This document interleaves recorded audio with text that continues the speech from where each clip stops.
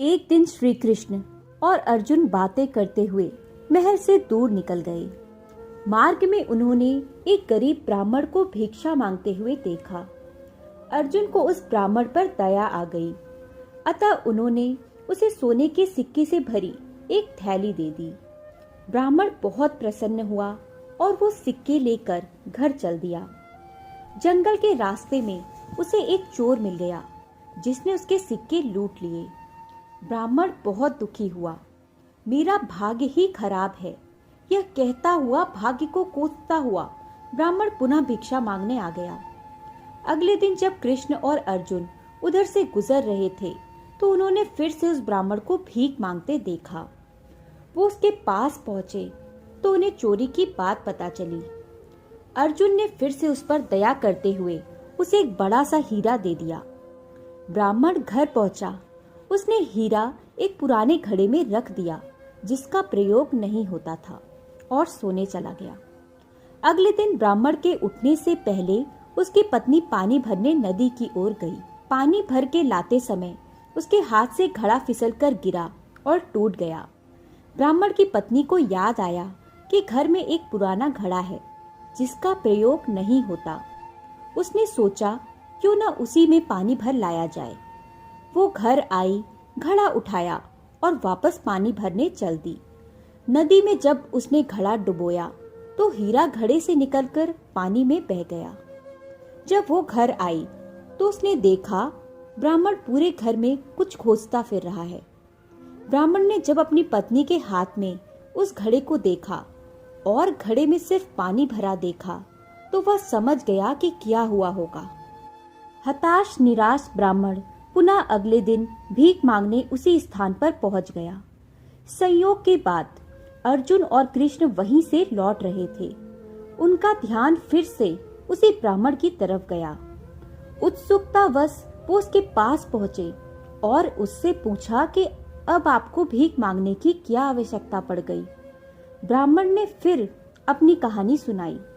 ब्राह्मण के जाने के बाद अर्जुन बोले, जब मेरे इतना सोना हीरा देने के बाद भी उसका भला नहीं हुआ तो आपके दिए 2 पैसों से उसका क्या भला होगा।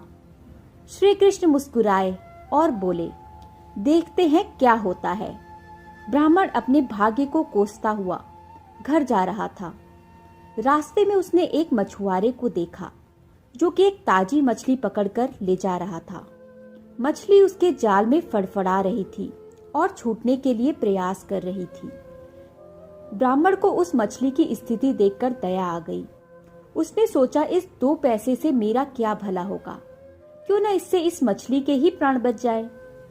ब्राह्मण ने वह मछली खरीद ली और उसे पुनः नदी में डालने चला गया। नदी में फेंकने से पहले उसने देखा कि मछली के मुंह में कोई बड़ी वस्तु अटकी हुई थी जिसकी वजह से वो सांस नहीं ले पा रही थी। जब उसने मछली का मुंह खोलकर वह बाहर निकाला तो वो वही बड़ा हीरा निकला जो उसे अर्जुन ने दिया था। ब्राह्मण हीरा पाकर खुशी से चिल्ला पड़ा, देखो देखो, मिल गया, आखिर मुझे मिल गया। उससे थोड़ी ही दूर पर वही चोर जा रहा था जिसने ब्राह्मण के सिक्के चुराए थे। उसने जब यह आवाज सुनी और ब्राह्मण को नदी की तरफ से आते हुए देखा तो चोर डर गया। चोर ने उसे देखकर पहचान लिया था कि यह वही व्यक्ति है जिसके सिक्के उसने चुराए थे। ब्राह्मण के चिल्लाने की आवाज सुनकर उसे लगा कि ब्राह्मण ने उसे पहचान लिया है और अब वो उसे पकड़वाकर सजा दिलवाएगा। चोर ने ब्राह्मण के पैर पकड़ लिए और बोला, मुझे माफ कर दो, अपने सिक्के ले लो पर मुझे सजा मत दिलवाना, मुझसे बहुत बड़ी गलती हो गई। ब्राह्मण क्या बोलता, पर वो सारा माजरा समझ गया। उसने चोर को माफ किया, अपने सिक्के लिए और खुशी में मग्न होकर अपने घर चला गया। अगले दिन ब्राह्मण सीधे अर्जुन के पास पहुंचा और उन्हें सारी बात बताई। ब्राह्मण ने अर्जुन को धन्यवाद दिया और चला गया। उसके जाने के बाद अर्जुन श्री कृष्ण से बोले, हे प्रभु, यह क्या चमत्कार है। मेरे सिक्के और हीरा तो उसकी सहायता नहीं कर पाए, पर आपके दिए 2 पैसों ने कमाल कर दिया। इसका कारण जरा स्पष्ट करें।